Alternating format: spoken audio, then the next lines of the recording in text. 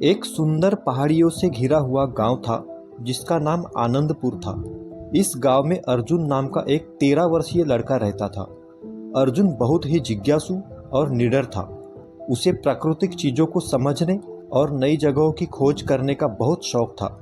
वह अक्सर गांव के पास के जंगल में जाता और वहां की हरियाली, पक्षियों और जानवरों का अवलोकन करता। एक दिन जब वह जंगल में घूम रहा था तो उसने एक बहुत पुराना और विशाल वृक्ष देखा।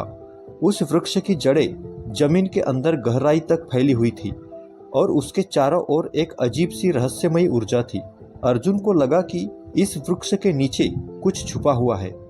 उसकी जिज्ञासा बढ़ गई और उसने वृक्ष के पास जाकर ध्यान से देखा।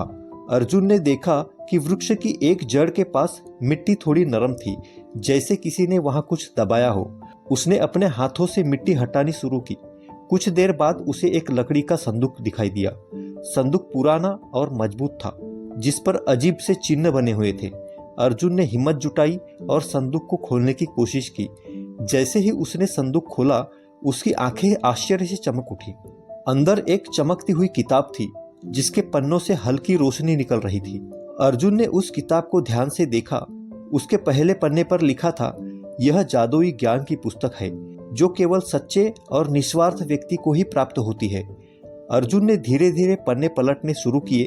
किताब में कई जादुई मंत्र और ज्ञानवर्धक बातें लिखी थी। अर्जुन को समझ आ गया कि यह कोई साधारण किताब नहीं, बल्कि एक अनमोल खजाना है। अर्जुन किताब को लेकर गांव लौटा और उसने अपने माता पिता को इसके बारे में बताया। माता पिता ने उसे सलाह दी कि वह इस ज्ञान का उपयोग केवल अच्छे कार्यों के लिए करे। अर्जुन ने अपने गांव के बुजुर्गों और शिक्षकों से परामर्श लिया और फिर उसने किताब में लिखे ज्ञान को समझना शुरू किया। इस किताब की मदद से अर्जुन ने प्राकृतिक औषधियों का ज्ञान प्राप्त किया और उसने कई बीमारियों का इलाज खोजा। गांव में जो लोग वर्षों से बीमार थे, वे अब ठीक होने लगे। अर्जुन ने किताब में लिखे कृषि संबंधी उपायों का उपयोग करके गांव में खेती को उन्नत बनाया। अब फसलें ज्यादा और अच्छी होने लगी, जिसमें गांव के लोगों की समृद्धि बढ़ी। गांव के लोग अर्जुन की बुद्धिमानी और परिश्रम की सराहना करने लगे। वह धीरे धीरे पूरे क्षेत्र में प्रसिद्ध हो गया। उसकी सहायता से गांव के बच्चों को अच्छी शिक्षा मिलने लगी और गांव का विकास तेजी से हुआ। एक दिन अर्जुन को एक बूढ़ा संत मिला, जिसने उसे बताया कि यह किताब उसे केवल अच्छे कर्मों के लिए मिली है। अगर वह इसका गलत उपयोग करेगा तो यह हमेशा के लिए गायब हो जाएगी। अर्जुन ने वचन दिया कि वह इस ज्ञान का उपयोग केवल मानवता की भलाई के लिए करेगा। समय बीतता गया। अर्जुन का गांव एक आदर्श गांव बन गया। वहां शिक्षा, चिकित्सा और खेती के क्षेत्र में चमत्कारी सुधार हुआ। लोग अर्जुन को अपना मार्गदर्शक बनाने लगे।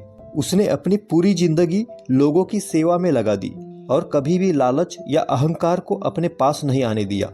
अर्जुन की कहानी आज भी आनंदपुर के लोगों के बीच प्रेरणा का स्रोत बनी हुई है। उसकी ईमानदारी, परिश्रम और निस्वार्थ सेवा की गाथा पीढ़ी दर पीढ़ी सुनाई जाती है।